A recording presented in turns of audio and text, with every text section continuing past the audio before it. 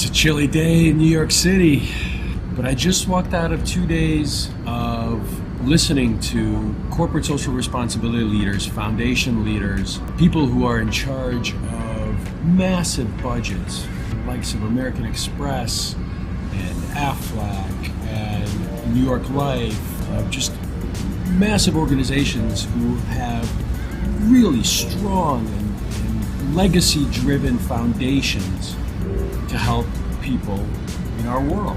The conference I'm at was called the Corporate Philanthropy Conference, brought to you by the conference board. And the thing that really struck me at this conference was that I was the only person from the quote-unquote agency world, even though we don't like to talk about school as an agency, but I was the only person from the, let's call it the creative marketing advertising world that was at this conference. Now, this is a conference that brought together 50, 60, 70 of the top CSR leaders in Fortune 100, not Fortune 50 companies. And not one agency person was in the audience.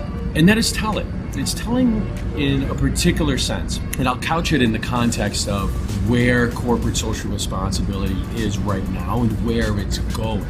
There's a saying that we have often heard and I often use, right? And that's it.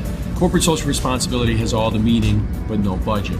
Brands have all the budget, but no meaning. And that's something that school tries to do is create that bridge between corporate social responsibility and actual brand building and marketing. Purpose is profit and profit is purpose. So why not have corporate social responsibility be a mainstay in what marketers are using in their arsenal and what agencies that these marketers are using are aware of and understand the pain points of.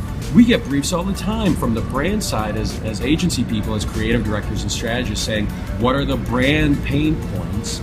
And how do we understand what marketers or CMOs are going through? We rarely, if ever, get a brief that says, what are the corporate social responsibility pain points? And how can marketing and advertising and creativity unlock those pain points, solve them, and really create awesome campaigns? That doesn't exist. And by the very nature of the fact that there's no agency people at this awesome conference, tells me that there's white space, there's opportunity, there's an amazing way of elevating the advertising game by just listening to the people who are running multi-million dollar corporate social responsibility efforts.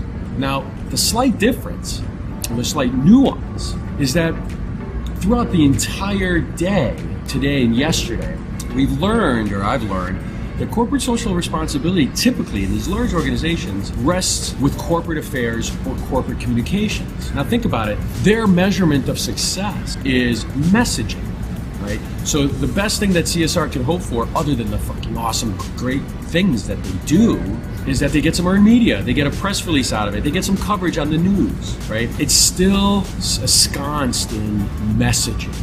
Very old school ways of thinking about it, right?